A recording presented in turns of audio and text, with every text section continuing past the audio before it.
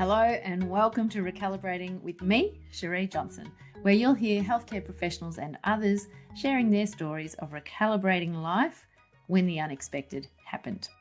As a psychologist and a coach, I've been listening deeply to people's stories for 35 years, and I've come to believe two things about people. The first is having witnessed so many incredible stories of hope, adaptability, and human capacity. I truly believe that we are all capable of so much more than we really think we are. In times of challenge, humans have demonstrated that over and over again.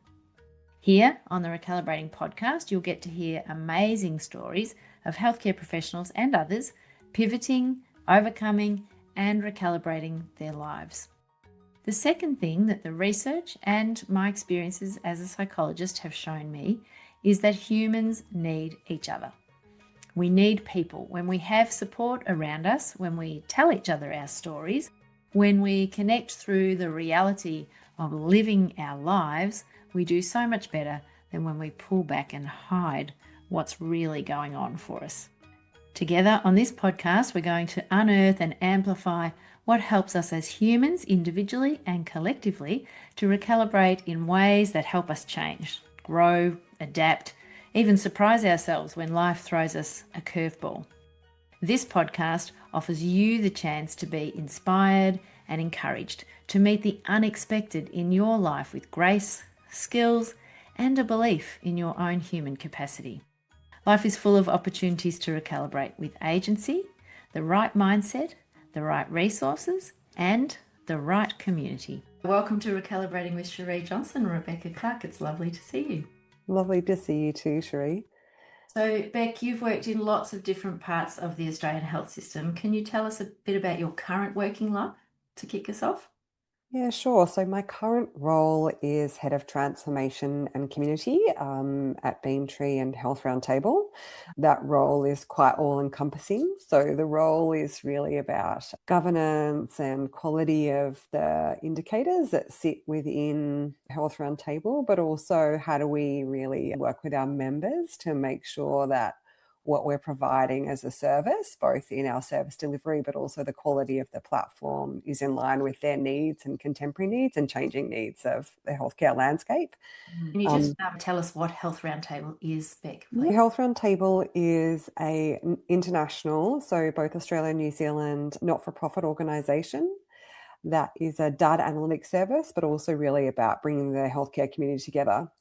It's been operating for over 30 years, and it was started by 9 CEOs, really wanting to look over the fence to understand where there was variance between practice across hospitals. So that's expanded now, and there's over 200 members. So we're a very privileged space where we have the opportunity to work with hospitals across Australia and New Zealand, which also enables us to work with some of our colleges as well, because we have a very large data set. So part of my other role within that is in the governance space is research, quality improvement, and working with organisations and working with researchers who want access to the data for benefits the Australian and New Zealand community. I want to come back and talk to you a lot about this data set further. But before we go there, some more questions about who Beck Clarke is. Maybe just on this piece here, how do you find working in this kind of role, international, looking at big data, interacting with lots of people across lots of systems? That's pretty different to the nursing beginning that you had in healthcare. Yeah, it certainly is. So I am a registered nurse by background. My passion for going into nursing was really around international aid nursing. So that was, I think, when I was in its foundational years, there was the Kosovo crisis, and I really wanted to, it really sort of, I guess, inspired me seeing, news and to really head down that pathway. So I undertook a Bachelor of Nursing and then started my career really working in emergency departments. So I did my graduate year and then headed into emergency departments both in Western Australia and in Tasmania. And I also worked in remote communities as well, so in far northern WA, and also had some opportunity to work in far northern Queensland as well, so in an Aboriginal community. So from there, working in emergency departments, I knew that the longevity of working in emergency departments, probably I needed to think about that in my own internal self. Um, Along the way, though, I did want to obviously become I guess, expert in my field or to improve my knowledge around emergency nursing at the time. So I undertook a graduate diploma of emergency nursing. From there, I was probably exposed to a little bit more research and epidemiology and biostatistics, which led me down a pathway which seemed sort of really natural synergy with a Masters of Public Health. The Masters of Public Health and Tropical Medicine opened the doors for me to work in public health. So I worked in a couple of different spheres in public health, tobacco legislation, and then also heading into the pandemic really opened up the doors for me to work in the pandemic response. So both in the operational space within the hospital and also on the public health response side. Along the way, which was a little bit before this, I did do an occupational health and safety degree because I was doing fly in, fly out harm minimisation in the mines as well when I was in WA.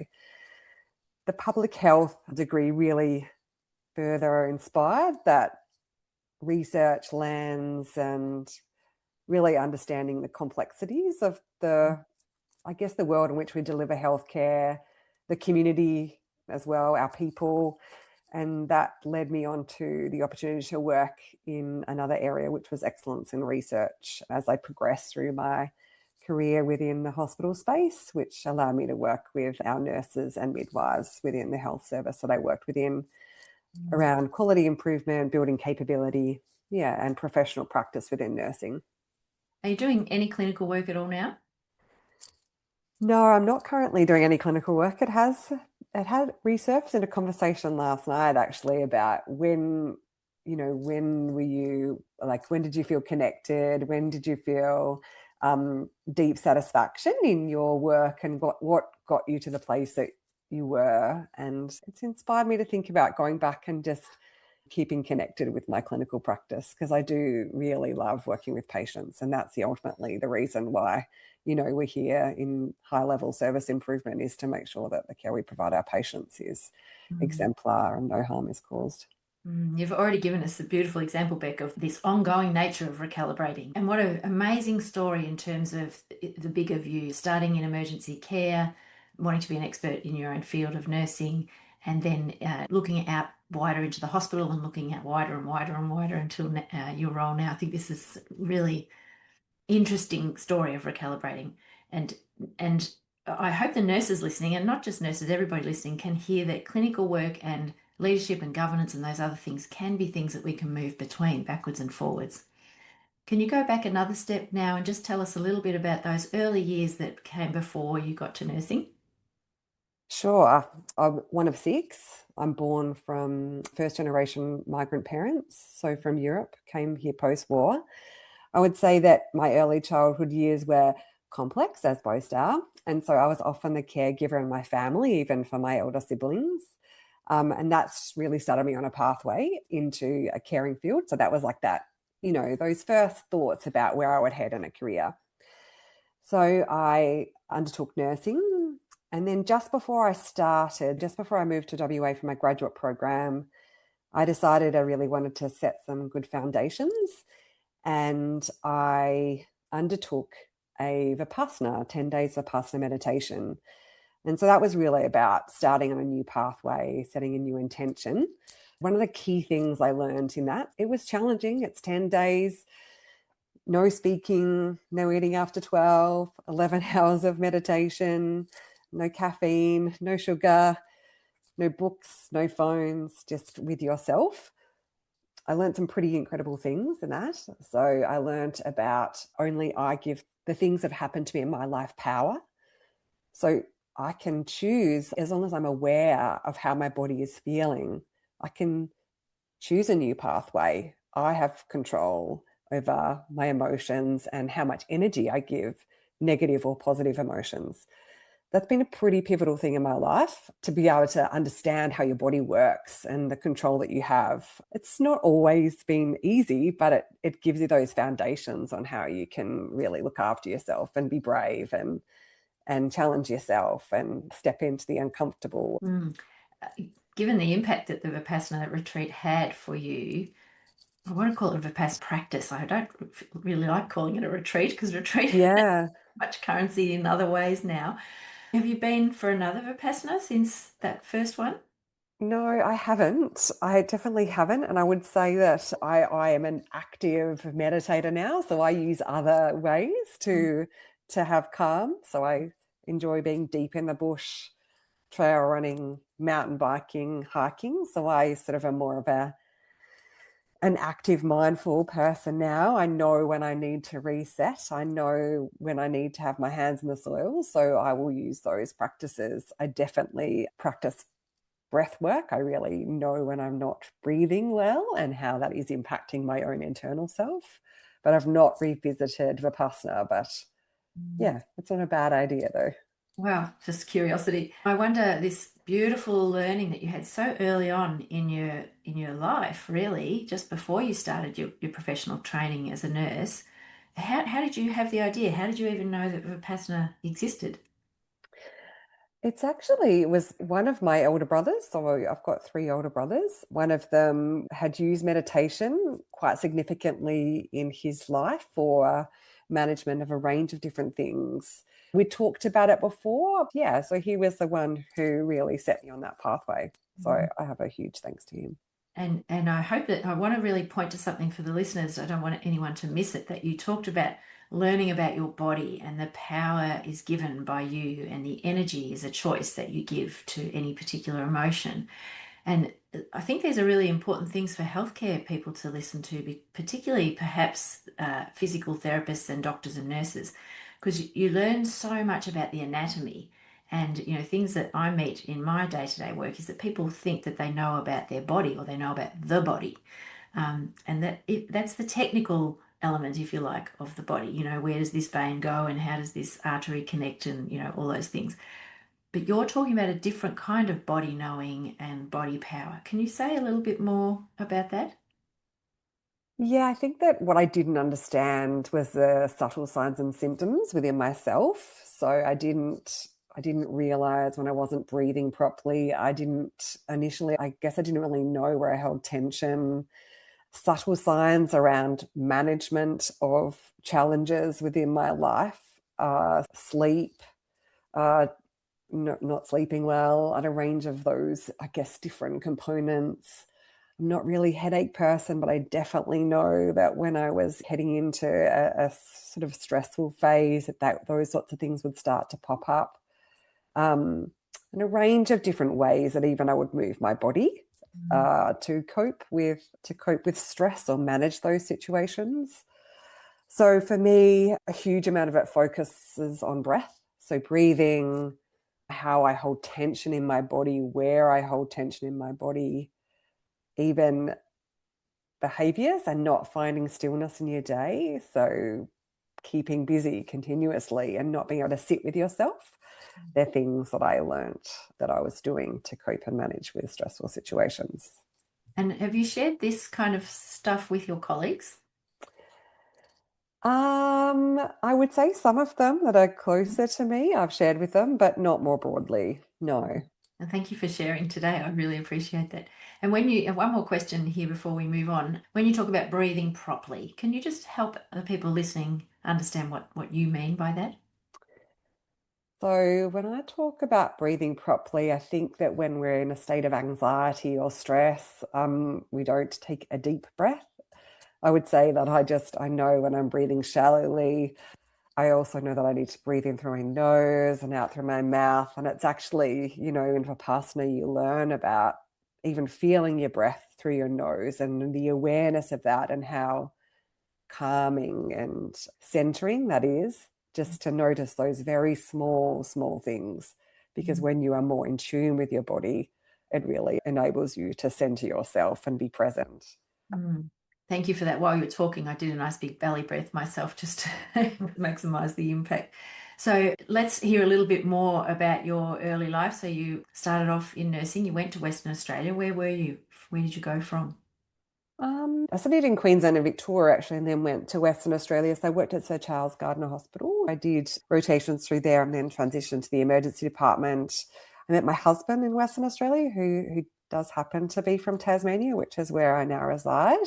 We went on a big trip around Australia, and then I ended up in Paraburdoo and Tom Price, those small mining towns, beautiful towns with, beautiful surrounding, nature and experience, and also the Aboriginal people within the land. So yeah, that was pretty amazing. Then we came back to Tasmania, so where I worked within the Tasmanian Health Service, both in acute and primary health. Can we go back to Tom Price and the remote work for a minute? What did you learn there? Because that's a very different environment to where you've been before that. So what recalibrating or learning did you do there about health in Australia? I'm quite passionate about remote health, Aboriginal health. So you were the only nurse there most often. You had a GP in the town 2 days a week. So obviously there was a huge reliance on virtual care, which you wouldn't, now it's virtual care, it was telehealth. So RFDS, and then also colleagues back in the metropolitan area, so in Perth, and then really relying on those key roles that were within the hospital, which may only be an orderly or an aide. So I learned a huge amount of, I guess, autonomy within that role, where I'd been supported in metro services, and then all of a sudden you're pretty isolated and alone. So there was a lot of backing yourself, judgment, systems and processes. So obviously there was fairly firm protocols around management to ensure that you had help early. And then there were some pretty interesting experiences when you had people calling up who were remote areas and they'd been bitten by something, and you're trying to find where they are and navigate services to them. So I again spent a lot of time in the outdoors. That's part of the reason that I was there, because I prefer to be outside. There were beautiful things that I still was able to connect with the bush. Most of the people that I've talked with who've worked in the remote communities, which I have never done, talk about access and equity, things that they learned about through those experiences. Yeah, it was certainly challenging. The two areas I worked in were mining towns, so surrounding Aboriginal communities, huge levels of inequity. I would say where I learned most about inequity, really, yes, my exposure really was to the mining community there. Wujal was really understood about inequity. That was a dry community. But, to go shopping there, or even in Paraba, the cost of healthy food was just so exorbitant and almost, prohibitive to any healthy lifestyles. Experience between Paraburdoo and Wujal, where Wujal had embedded Aboriginal health workers who really worked alongside and delivered both Western and bush medicine. That was probably a far better experience in terms of integration and support for the Indigenous community. But also, Wujal was cut off by water, for 6 months of the year at times, and also further away, which was trying to camp, a little remote satellite community that sat outside of that.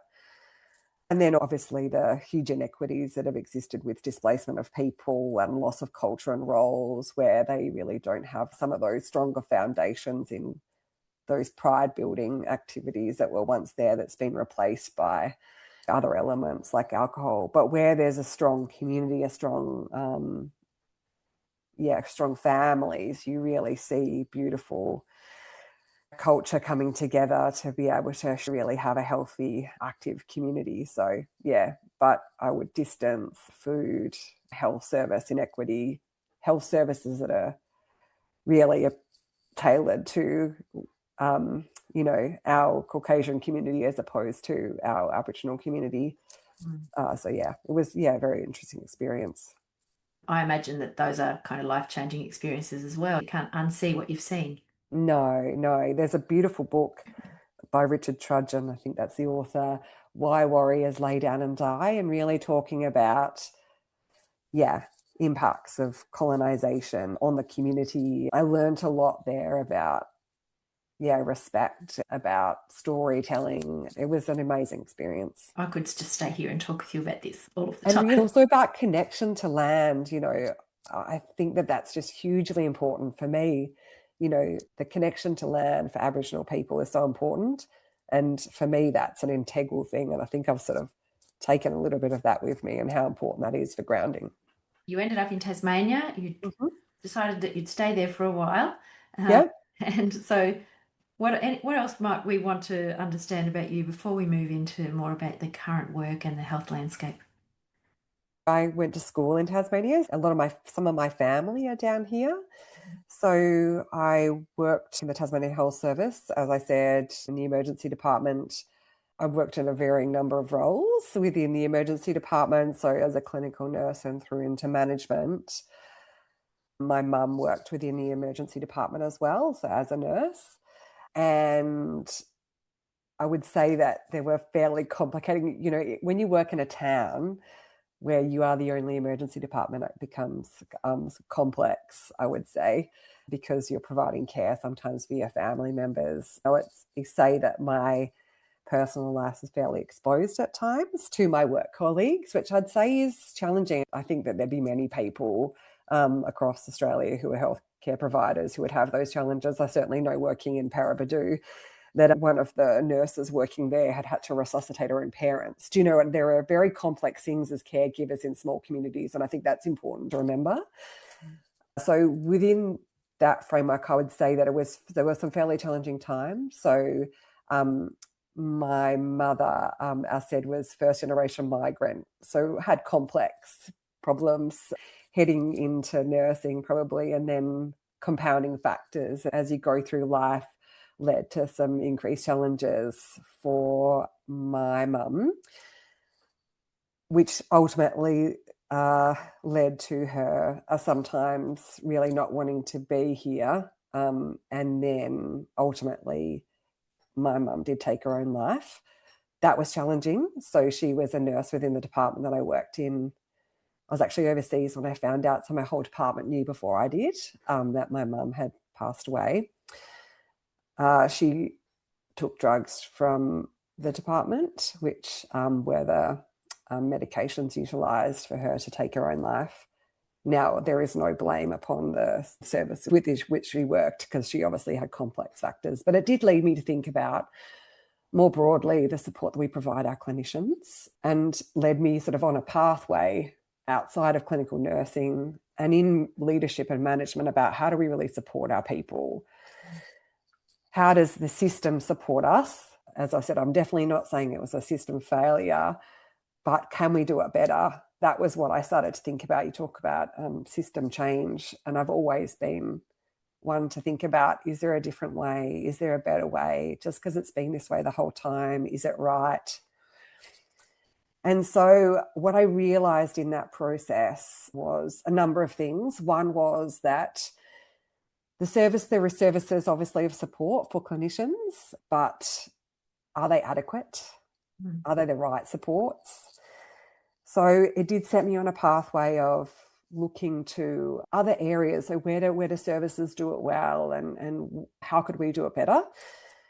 So within that time, which journeyed through like many years, I will say, of different roles, I implemented a number of things that were in part of mandatory training within the department. When I was a nurse unit manager, was to implement self-care within mandatory training. That was only for the nurses though, so it wasn't something that was for the doctors. I will say that there is an incredible support now within the medical community for wellbeing, obviously being driven from Australian College of Emergency Medicine for ED specifically.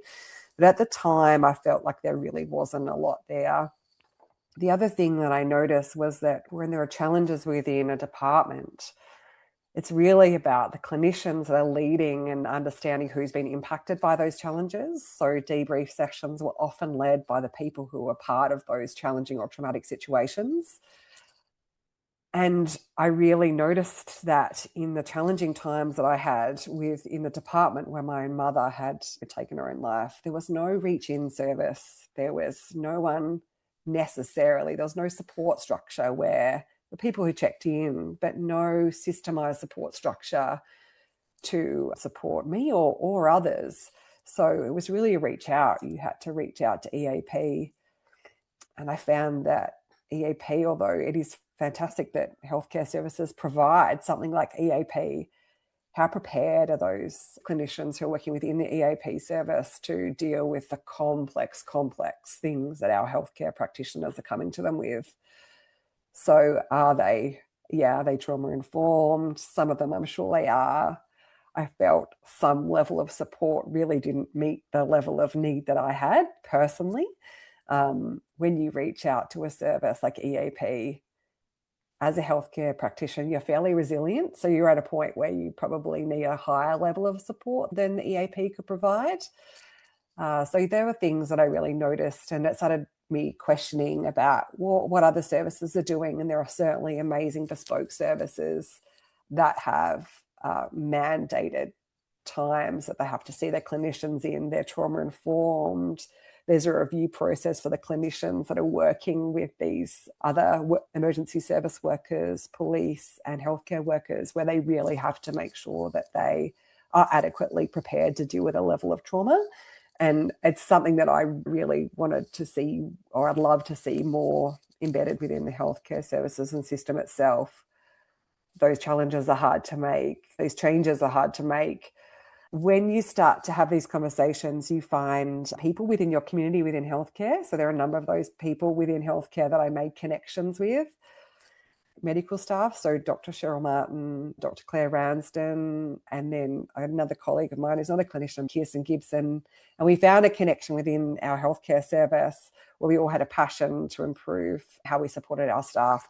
So that really set us on a pathway of a number of different supporting structures for staff. So that was introducing the Wellbeing Index, which is a measurement tool for staff wellbeing, the Schwartz rounds, which is a facilitated conversation that brings in all staff, whether you're a nurse, orderly, doctor, everyone has an opportunity to share, speaking up for safety, and then also a number of other factors to support staff wellbeing.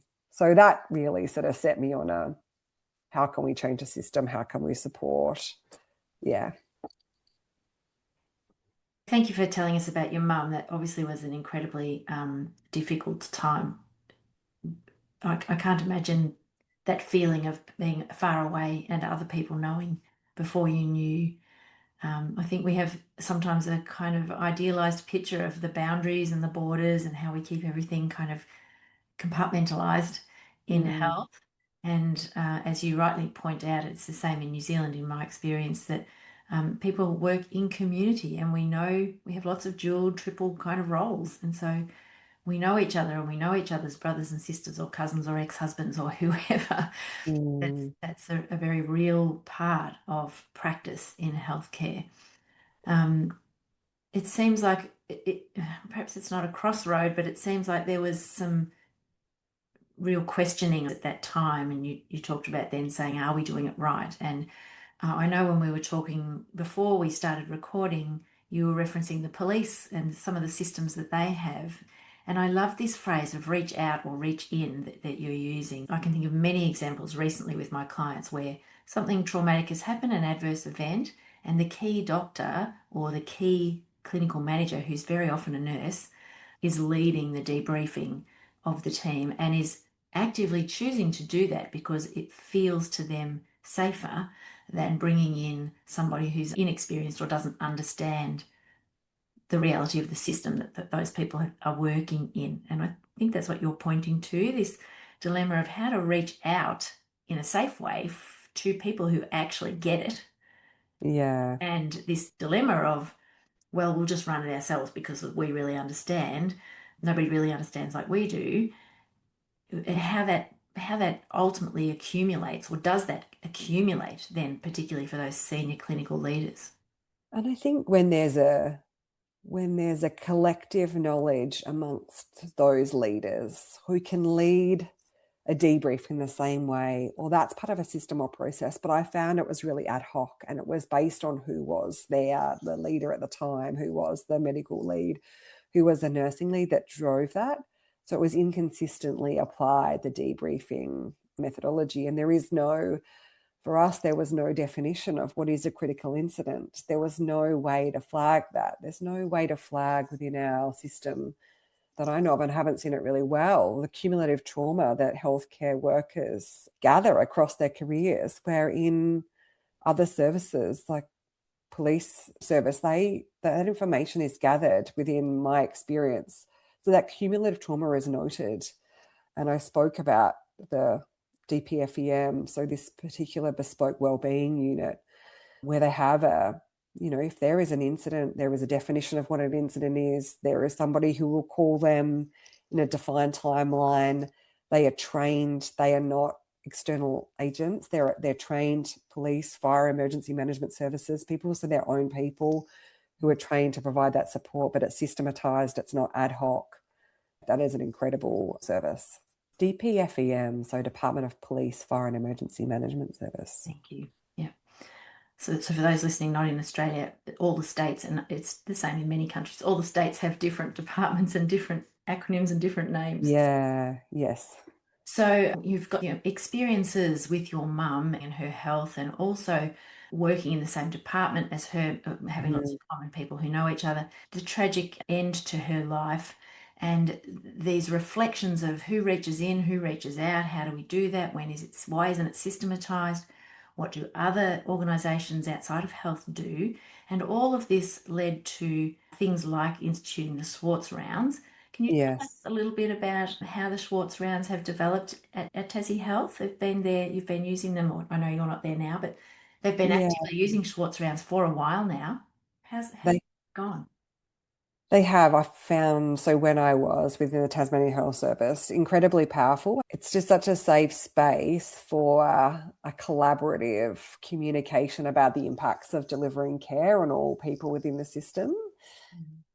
The amazing stories and bringing the human into those supporting services, I found were some of the most profound. So the impacts on our orderlies of dealing with death or complex care that's provided, and really opening the door to like the lack of, I guess, not the lack of support, but understanding about the impacts that providing care does, but this safe space to come together as a community and have a shared understanding and knowing, and really bringing people together. I think that was some of the most incredible aspects. But yeah, Schwartz Rounds is a trained facilitated session where there's a panel, there's a topic that's selected. That topic could be like both positive, or it could really challenge the people that are in the room. And then there's an audience. There's always a prepared speech or topic from each of the panel members that they talk about their experience relating to the topic. And then the audience has an opportunity to share their own feelings and learnings as well based on that topic. So an incredible thing. I feel very privileged to have worked in the multidisciplinary team to help implement that. Yeah, an incredible experience and an incredible gift to all people working within any health service that has that as a mechanism. I think the Schwartz rounds are really getting some momentum in Australia and in New Zealand now, in that many more hospitals are using them. But one of the criticisms I often hear is that the doctors don't come, that the other people come, the orderlies and the nurses and even sometimes the administrators, but the doctors don't come because it's hard to work out how to fit it in. What's the part of the day that you can have it that allows people to come? And particularly with visiting specialists, in hospitals, it's harder for them, or it's a different context for them to staff specialists. Do you have anything that you've learned or that you've reflected on, or that you've heard from other hospitals in the way you travel around to help facilitate more of the senior staff getting to the Schwartz rounds? Oh, definitely challenging. It does come from leadership's direction, though. So when there's a belief in this as a mechanism, then I think that helps. You would see doctors from more streams coming, particularly. So leadership is key, being driven from the top down.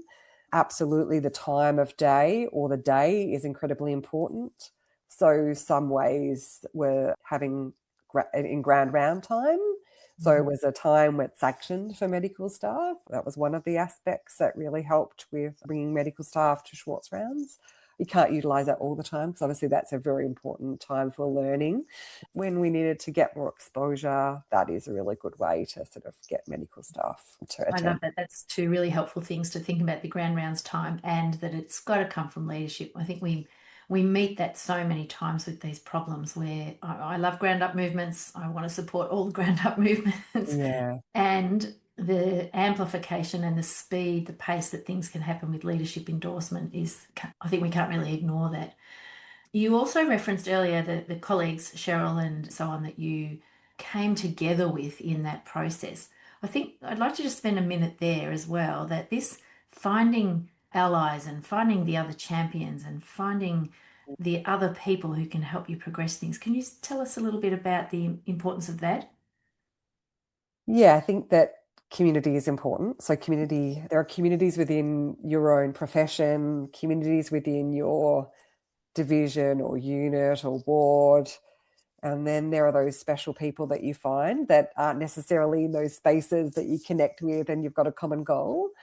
And that's also about, stepping outside of those comfort zones and those realms or barriers that are placed sometimes within healthcare systems. We know that there are many silos, but when you work together collectively in multidisciplinary approach, I believe in these situations is so important, because me as a nurse trying to promote activities to medical staff isn't always going to work. They need their people to speak to them, but I think it does start to break down barriers. So yeah, I would say that, they're really special people that has really led me, but also gave me the confidence to sort of step into those next zones. So I talked a little bit before about my mum and my time in the emergency department. There were fairly line in the sand moments that make you step out. So I had to step out of that emergency department. It wasn't good for me to be in that environment anymore. That was a moment for me to go, this isn't a good place for me to be. I don't feel good here. I could feel my body changing. I could feel my own internal self changing. And those people, those communities can help you see that, whether they're your family, your friends, your colleagues.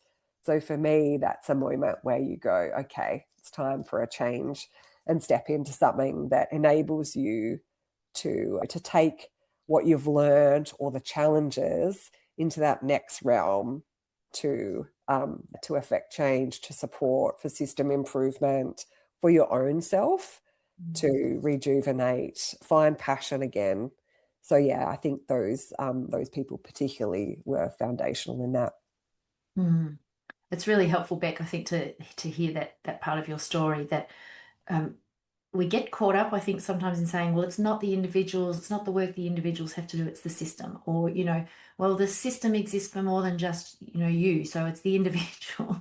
And really it's both of those things. Your awareness of knowing what your body was telling you is very individual. Nobody else can know that. That's your awareness of you and what you need and what's happening for you. And then this wider community of people that you're talking about, your support people who you were able to listen to, professionals and family members and other people that allowed you, I think is the word you used, or helped facilitate you to see and feel confident that you could make the change, that those people around you, that system, if you like, around you, could help you make the change. And then this bigger idea of the organisation, which we'll get to as we keep talking. But you're really pointing to all those factors were a part of being able to move into the next realm, as you call it. Yeah. It's challenging leaving your safe space. Mm. So I'd, worked in emergency in that department, I think for nearly 10 years at that point or longer. Postgraduate studies, I'd say for nursing, I feel like the transition point is potentially easier than for medical staff. There's a significant amount more training for medical staff within their professional pathway. But I definitely see it with my medical colleagues, additional training, diversifying. I think it's important to recognize early if you have the opportunity and you have the knowing within yourself, because it allows you to take a step out and have a breath and have a dynamic week where you can, still have your passion, deliver medically your passion or nursing passion, but also have that area of your work life where you can also rebuild and have a rest and just have an alternate days in your week. So let's talk about the role of clinical manager and systems change. I wonder if you might tell us what it's like to be a clinical manager, because I think there is also a tendency to do the us and them kind of thing, that as clinicians, well, it's the management, or maybe as managers, these clinicians won't do what we want them to do. Mm. Tell us what it's like to be a clinical manager. You've been on the floor, you've been at the front line, and now you're in a management role. What's that shift like? I would say that it's challenging. I would still say that my most challenging role was on floor management because of the pressure you're under, particularly in an emergency department. Being the overall clinical manager is definitely, I would think that of all the management positions, nurse unit manager is one of the most challenging, and heads of department medically as well, because you've got all of your staff. There's many voices. So in the emergency department at the time that I worked, that's 300 nursing voices who you're representing or you're working with. And so it's very hard to provide meaningful person-centered management when you've got 300 staff. Was personally challenging because obviously you want to give more of yourself to people. I'm a people person and I care deeply about the people I work with. But then you've got all the other additional people that you're working with that are your aides and your orderlies, and you also are managing them at times depending on the governance structure.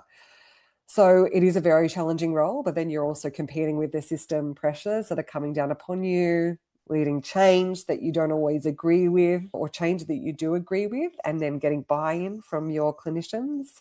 Change management is hard, particularly in environments where there's continuous change and change fatigue is in place. So how do you find those people who are those change makers within your organisation to help support you with that is incredibly important. Working in a multidisciplinary way, so working with your heads of department, both medically and allied health, because across all areas, but particularly in ED, you're a team. There is no factor that can exist without the other. So leaning into all areas of management as a clinical manager, I think is really important to make sure you're aligned and lead together. And I think that when you look at those broader system things like staff wellbeing, change, because change is going to happen to everyone, it's important to be aligned and working together.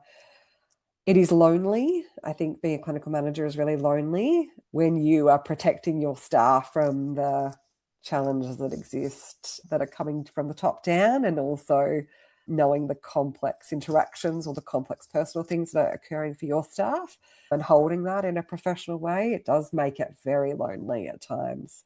And that's something that I've had to learn to deal with. And that's part of the reason why I run or get in the garden or have those positive outlets, because you can't hold all of that yourself. Like, it's too much. And I don't think anyone expects you to hold all of those emotional things. You have to hold it, but you have to know when to step out of the door and put that down to be able to walk into the door with your family, your kids, and be present. That is a hard thing to learn as a clinical manager.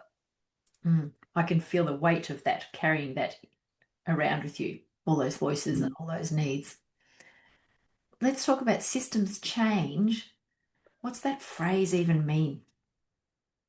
So obviously healthcare is a complex system, complex dynamic system. There is continuous need to change, to adapt, whether it's a model of care change, whether it's a policy change, whether it's a device change. As you go through leadership, there are more complex, huge governance changes, systems process changes that occur, people changes. And I think in healthcare, you have to take such a huge volume of people with you on change. When it doesn't go well, that is complex for the people who are working within the system, because the continual adaptation to that system change makes the next thing harder to be successful. So system change is occurring around us all the time. How do we identify what our stakeholders need or want, or what are their needs within that system change is really important. And I think that will lead to the success, or the, I guess, I don't want to say failure because there's no failures. There's always a learning in whether something doesn't go well or not. But yeah, system changes everywhere. And I think that as clinical leaders, as clinicians, as anyone, we have to be mindful of change management, the impact of change management or system changes, to ensure that we don't cause harm to individuals and that we can make it as successful and seamless as possible. So when we're thinking about systems change, you've talked a bit about the managing of the people and bringing people along for the change. What about the management up or out? What can you share with us that seems important for us to think about there?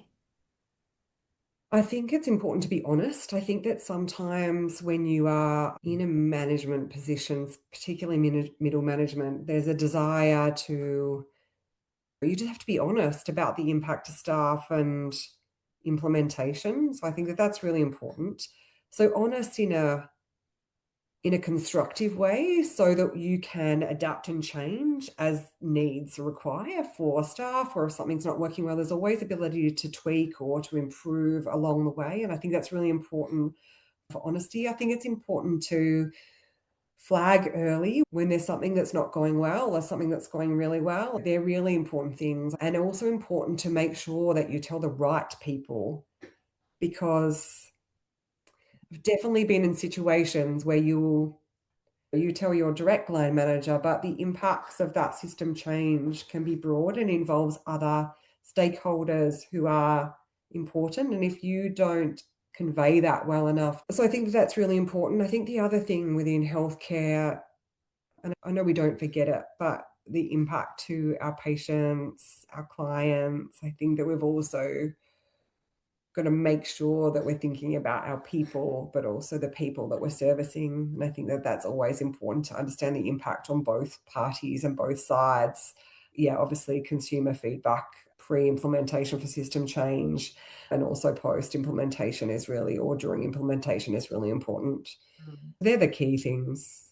I think we have held a bit of a binary view that it's either the patients get the care or the staff get the care, and really we're looking for ways to be able to deliver both of those things. Certainly my view, well, when the staff feel valued, I think that's the key. When staff feel heard and seen, then they are more willing, more able, there's more discretionary effort, they're more able to be really present with their patients, and they want to be present with their patients in my experience. Absolutely. And give excellent care and the best care. It was great that you gave a number to the people that you were managing, the 300 voices, the 300 nurses. The realities of that are incredibly challenging, that for 300 people to feel heard and seen and valued, who all have different needs and different requirements, is very challenging. And those 300 people are servicing, providing care to 3,000 other people. Like, we're talking really big numbers. So I think that's a kind of a good segue into the big data set that you're looking at and talking about now. How is it when you get this big umbrella kind of view, up on the balcony view, what else do you notice to add to this complex picture that we're building? Just as a segue into that, my transition from working operationally within a hospital, and I felt I'd reached a point where I had probably no more to give operationally, and I had to recognize it in myself. It wasn't necessarily the system, but I'd reached a point where I felt like I'd hit a ceiling or I couldn't help anymore. That really led me to go, okay, right, this is one hospital, this is one space, this is one health service in one state. How is it that I can look at this from a different lens? How can I look at this from the bird's eye view and come in and support different services, or to understand different services? And that was what triggered me to go, it's time for another change. I know that I, my own self, probably am not being as effectual as I'd like to be, and not that I'd lost passion. My passion is very much there, but I needed to change again. I needed to think about how I could do something different in a different way, but still provide the level of care or service or support to other organisations. That was not an easy decision to make, to step out of my whole life had been really tailored working in public health service. I thought I would live and then die within a hospital. It was a real shift. It was a complex shift. Your ego, your sense of self is attached to that. And so to step outside of that was a big change. And people said, oh, you're so brave to step outside and, to lose all the benefits of working in government for such a long period of time. But for me, I felt I couldn't stay. I felt like they were brave to stay. I really needed, for me, I felt a level of abandonment, actually, leaving my people where I knew that there were, as there is everywhere, challenges with staffing. So stepping into where I am now in metadata, essentially, so working with hospitals across Australia and New Zealand, is a pretty beautiful place to be. So I'm so privileged that people allow you to step into their worlds. work with them on their data, understanding the complex systems that they're delivering healthcare in. Where I'm working with organizations that are in remote communities, in urban settings, diverse communities, very fiscally challenged environment at the moment across all of Australia. How do you deliver care that's quality and safe for staff and safe for patients? So hugely privileged place, which really allowed me to reset and reboost and regenerate, working in a positive way with hospitals across Australia and New Zealand, and gave me the space. So working in a hospital where I was in a very connected role, I think I visited every health service. I'm not going to say I knew every nurse, but I have a very odd memory for faces and names. So I felt like I was, on show quite continuously, to working in an organisation where I work remotely. I work from home a lot of the time, unless I get to travel and go and see a site. So it was a very interesting sort of step and process where you were so embedded in an organization to be able to sort of step in and step out. And that gave me a chance to lift myself up a bit, but very privileged to work with organizations. I can't get that across enough. I feel very privileged to be able to step into this world and support. It's hard to step out sometimes because that connection is really important. I think your energy is really evident, Beck, that this has uplifted you and given you some new frames. What are you seeing in the data? Is there anything that you can share that's of interest for us to think about? We talk about the system, but we don't really have the view of the system that you now have. Can you tell us some things that might be interesting for us to understand about the development or the adapting of the system? Oh, yeah, there's significant adaptation that's occurring across Australia and New Zealand. So we've got a need for healthcare that's only increasing. We've got an aging population. We've got complex populations, high level of comorbidities and chronic disease. We talked about equity, challenges of delivering care in complex environment. So whether it be emergency, acute, subacute, outpatients, as the demand is ever increasing and patients are becoming more unwell. So we're seeing different changes in the way that care is delivered. So huge focus, hospital in the home, care at home, virtual care. I spend a lot of my time in that world, actually, hospital in the home and virtual care, talking about ways that we depressurize hospitals. What are the mechanisms where we can't necessarily build more beds all the time? What are the ways that we can deliver care that is person-centered? The hospital in the home community and virtual care community are such a lovely, giving community of people that I've found within healthcare, because they all want to share. It's changing and it's growing and it's moving so rapidly. So that is one of the big, if not the biggest change that I can see occurring in healthcare currently. Mm. And it's an incredible story, isn't it, that 9 CEOs got together 30 years ago and said, what's happening in your paddock? Is it the same as mine? And that it's continued for 30 years, and that you now have 200 plus members in the Health Roundtable. What's the benefit of that? What's surprised you as you've learned about that? Because I think that's another assumption that I hear very regularly, is that people don't think that health administrators, executives know about what other places are doing, and that we are reinventing the wheel a lot of the time in healthcare. And I think there's Yeah. good support for that argument. But I also suspect that, given the view you now have, that you're finding that actually there's a lot of cross-talk and a lot of inquiry and curiosity. Yeah, I think it's important to note that obviously all healthcare services are unique. Like, they all have unique aspects, Mm. but fundamentally the same things are occurring within those organizations. And that Health Roundtable is this beautiful place. So Health Roundtable has lots of data, but it's not about performance. It's about identifying variation. So it's a really safe place for people across healthcare to come together and have open conversations about where they're either doing really well and share innovation so that other people can adapt and change and utilize that, so they're not reinventing the wheel, but also to learn where things didn't go well and what they should avoid or what they could avoid. And the incredible conversations, cross-collaborative conversations, where people feel heard, people feel this, because we've got very bespoke data sets where you can bring people from imaging together, so radiographers, radiologists together, to have these cross collaborative conversations where they really don't have those opportunities necessarily to connect and talk about it. So I think the same with nursing, the same with other aspects like around wellbeing, allied health. So there's all these beautiful communities that can come together. So obviously there are other mechanisms, conferences, colleges. Sometimes they can be really, not all the time, but research focused. And this is this way that you can come together and look at what are those things that are working with organizations that aren't research worthy, they're innovations that are having impact, positive impact for patients, significant change, but just a really safe, collaborative way to share information. It's a very powerful, very incredible thing to be able to provide both the Australian and the New Zealand healthcare community. You look like you feel hopeful and energized and optimistic. Is that how you feel?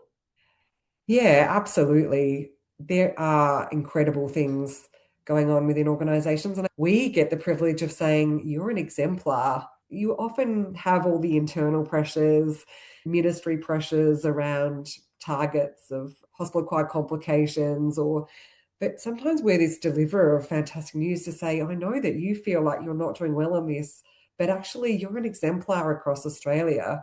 It's amazing to be able to share that everyone is collectively working for the same common purpose, and that's to provide good quality care to our patients and our communities and to reduce harm.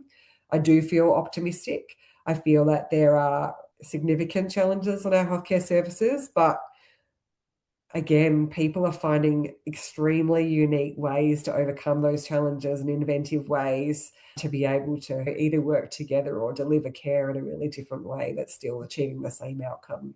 And is there a mechanism or multiple mechanisms within the Health Roundtable where people who are the exemplars can demonstrate? Is that alive and well in the Health Roundtable where people are actively demonstrating, or that you can talk to the data and say, Hospital X has trialed this innovation and this is the outcome, and we want you all to know about it, so you might like to also trial it or learn or test it? Is that kind of thing happening?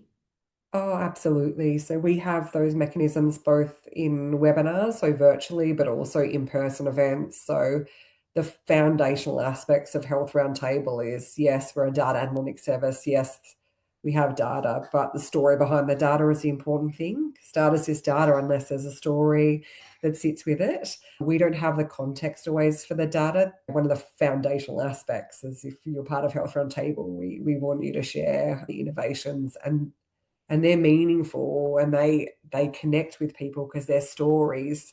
Everyone in healthcare is there really for a purpose. I would think most people, social impact, improve patient care, supporting staff wellbeing, whatever the element is. Yeah, sharing those stories and connecting with people and giving them the tools to take away to sort of help support them implement a same or similar thing. So yeah, we have a huge library of innovations that sit within our platform. There are 500 innovations from across health services, Australia, New Zealand, across all different aspects. So they're all there to share. I think this is really exciting news for a lot of people, because people may not know that Health Roundtable exists, for a start.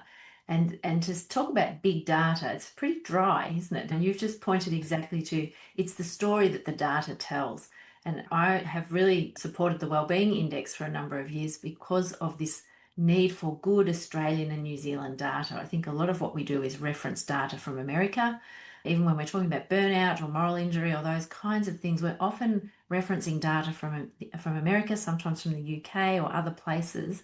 I think it's really gives us, just a bit more depth, a bit more credibility, a bit more really relevant stuff to work with if we can tell the stories of the data, or if we can say, what does the data mean? And you Yeah. described some of how that's happening, I think. So I was talking about this actually at my daughter's soccer game to two doctors that I used to work with. It was how did you transition from an emergency nurse into essentially metadata? So obviously that's a fairly adrenaline-seeking form of nursing or medicine to be involved in. And how do you transition into metadata? But I really always had a passion for maths and science as a younger person. probably didn't recognize it internally as a young adult and moved away from that. In my Master's of Public Health with biostatistics and epidemiology, I really found that love again. But for me to connect with maths or data, there has to be a purpose, a reason. And I think that's sometimes how I sort of transitioned away from it, more so in my early adulthood. I recently did a course at NIDA called Influential Storytelling, because it is hard to make data interesting at times, but it's only when it connects to people's hearts that it really, and whatever that heart for you is, and it depends on your audience, right? We often talk to people about how do you connect with, if it's safety and quality, how do you connect with your clinicians? How do you make it meaningful? How do you speak to the heart of those people that you're trying to convey your message to? So is it the patient story? How do you connect to that patient story? But if you're talking to an executive, that might be a different heartstring that you need to pull on, because they've also got a range of different obligations from resourcing that you need to talk to. So you have to tell a story that's going to be meaningful for your audience. That's really important. And you can do both in the same lens. So I certainly know that talking to teams about how do you find the person in the data? How do you find that story and draw it out to the macro? And it's definitely possible, because within any data set, whether it's your own internal data set that you're working with, there's always a patient at the end of that data. You can roll it up and aggregate it. But yeah, there's certainly some pretty powerful stories that I've been able to tell that are person-centered, but then also speak to the executive and enable business decisions and policy changes to be made. What's a story you'd like to tell your nursing colleagues who are, maybe at one of those transition points where they're feeling like, I think I've given all I've got to give in this system at this time? So sometimes as a clinical nurse, you can feel fairly disempowered, and it's really hard to find the time sometimes within your clinical work week to tell the story or to know where to go to find the data to tell the story. One of the beautiful things, and I learned this early, is that unless you can substantiate a claim, unless you can understand what is occurring within the system and articulate that to your leadership or management, it's going to be hard to affect change or start change. We often will shy away from those areas. So data's complex, but Health Roundtable, there's no limit to the number of people who can access it. So it's there at your fingertips. There is a lot of internal data that's available and accessible. So I think if you have a problem, thinking about how you can use data to articulate that, quantify the impact, it's always available there. It's just having that bit of motivation or time, making time to be able to utilize that into whatever it is. It doesn't have to be massive change, but whatever it is that you're working on, if it's a national standard committee that you're aligned to. I didn't always do this in my early career because I didn't understand the power of it, and I didn't understand what management or leadership wanted. But I've certainly learned that as I've progressed through my career, how to use data in a meaningful, powerful way, how to tell the story. And I think that's important. I think I'm hearing this combination of, we need a story to tell, we need a good story, and a story about patients is often the story, the actual interaction we have with the patient or with a colleague, and supporting that with data. So the story plus the data makes it more powerful. Yes. I also can imagine that people are listening to you talking about find the data and feel like that's too daunting, that's too much, I can't do that. I think probably there's a simple version of that. Can you think of an example of just one small piece of data that might help? How can a nurse collect a little bit of data in a relatively easy, time efficient kind of way? There are a number of audits that occur that are accessible that you have to undertake. There's always patterns and stories in those. And I can think of one that was related to pressure injuries that were occurring. This is an emergency department related one, but pressure injuries that were occurring because she worked across ED and ICU, and she transitioned from another hospital. So she identified that within the new hospital that she'd come to, that there were all these pelvic pressure injuries that are occurring. Now, this may apply. She just noticed this anecdotally at first, and then within the audits identified that there seemed to be this high prevalence of these pelvic-based pressure injuries occurring. It didn't take a huge amount of evidence to show that because there was sometimes a delay to surgery, those pelvic binders were creating pressure injuries because they weren't pressure relieving pelvic binders. So that when she then identified that, she was able to show that really all they needed to do was change the pelvic binder, which was a pressure relieving device. So those people who are transitioning from ED to ICU then reduce their number of pressure injuries in the pelvic area just based on that one change. So it was anecdotal, noticing it first, being curious and understanding what was different at another site. So that was just a small piece of data that didn't involve a lot of research, didn't involve looking outside into big data sets. It's a nice example, especially in the context of how you described your career development earlier on, that these one small thing like that can open the door to, oh, now I can also see this, or now I've found an ally who could help me with that. These things build on each other. So thank you for thinking of our story. Nursing as a career has such breadth for a person like me outside looking at all the different things that nurses do. Can you offer some reflection on your nursing career as it stands today, all the different things it's allowed you to do and discover? It is quite an incredible career to be able to transition you into different areas. So obviously like emergency, primary care, public health, and now into data. I'll tell a bit of a far out left story about other areas, which I'm keen to mention because this is also about recalibrating and understanding where and how to recalibrate. So moving to Health Roundtable, stepping out of the operational space, working from home a lot of the time, gave me more time to work on my own self, so physically, and knowing that recalibration, important part for me was being outside. So I found myself doing more trail running, more mountain biking, and then had challenged myself, I guess, to find different ways to adapt and cope mentally, but physically, how far could I push myself and what challenges could I seek to really understand the depths of where I could go and my resilience. I don't think I would have had the opportunity to do this if I was still working where I was. And this is a real chance for me to reset and do something that was for my own self. So I reached out to a very small group of people who do adventure racing. So if you don't know what adventure racing, it's a multi-sport event where you run, paddle, bike. And one of the reasons that I was an asset was because I was a nurse and could provide medical support on the team. So I undertook a 500-kilometre adventure race, which obviously takes a huge level of resilience, which takes your healthcare related skills to support people along that journey. So I would say that the random place that nursing has also helped me, not necessarily in my career, but in my recalibration and growth, has been adventure racing. So you were competing and also potentially offering the medical care to people in your team at the same time. Yeah, just in my team. So lots of foot care, lots of pain management, lots of You coping made with it. nausea and vomiting. You made it to the end. We did make it till the end. Yep. And what impact did it have, Beck, on your sense of resilience? Did you discover the depths that you could go? Yes, I definitely did. I definitely did discover the depths that I could go.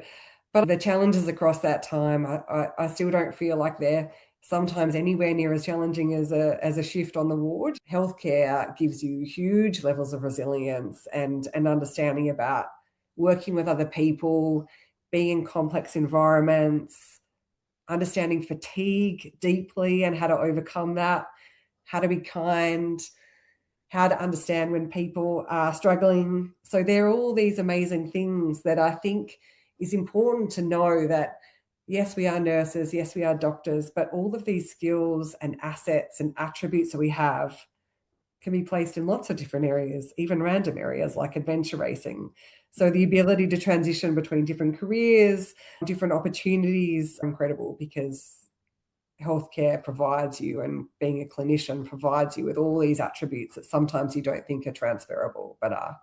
I feel like the conversation we had about moving to metadata and this conversation about resilience and wilderness adventure, finishing our conversation on a really optimistic, hopeful note. So I'm very grateful to you for that because it's easy to get bogged down in healthcare problems.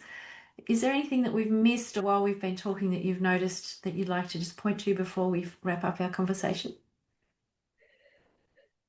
I guess the only one thing that I'll say is that a foundational person, and I think you always look back to who are your role models and who are the people in your life that have been foundational in making you who you are.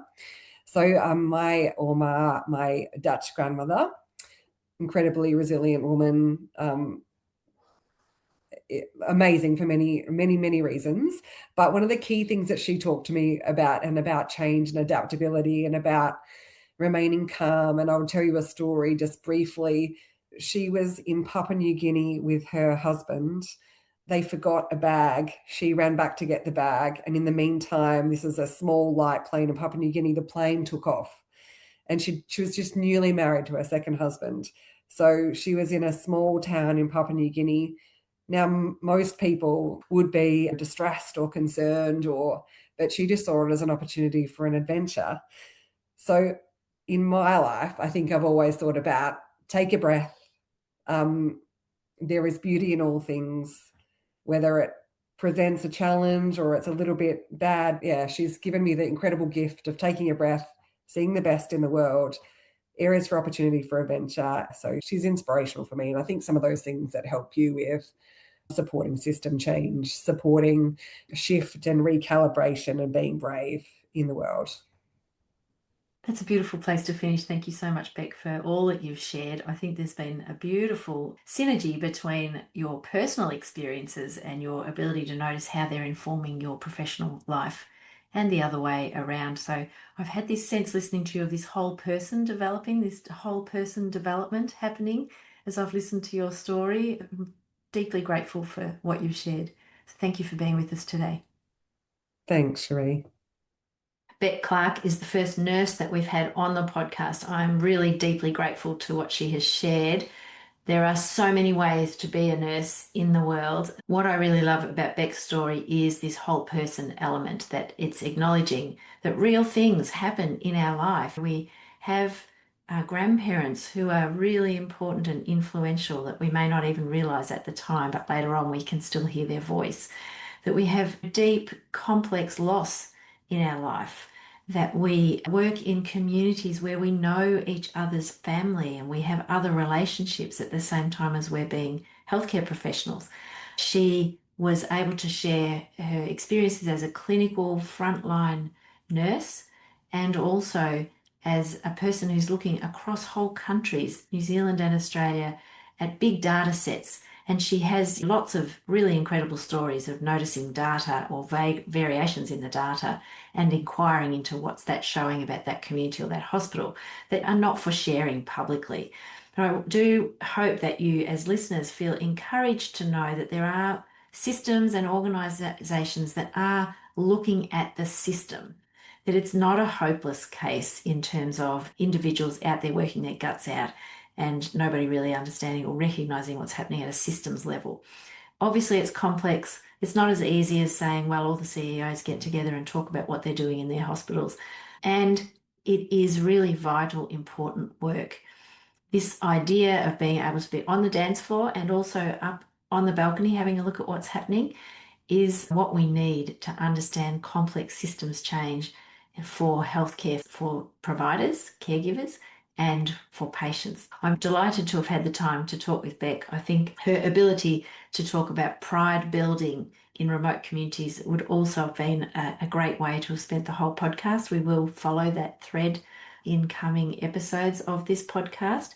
And her ability to notice for us to flag, find the right people, find your support people, and flag the things that you're noticing. Find the ways to articulate what your concerns are. And you can do that in storytelling and with data, and the combination of both is incredibly powerful.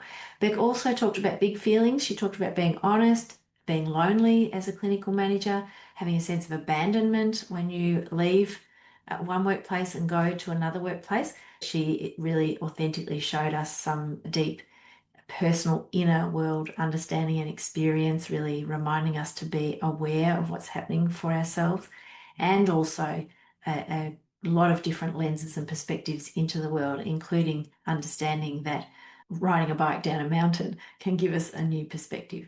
I hope you find something really useful in the conversation I've had today with Beck, and I look forward to seeing you next week. Until then, may you be well. The content in this podcast is not intended to constitute or be a substitute for professional medical or psychological advice, diagnosis, or treatment. Always seek the advice of your doctor or other qualified healthcare professional. This podcast represents the views of the hosts and guests and do not necessarily reflect those of any entity we work with or for.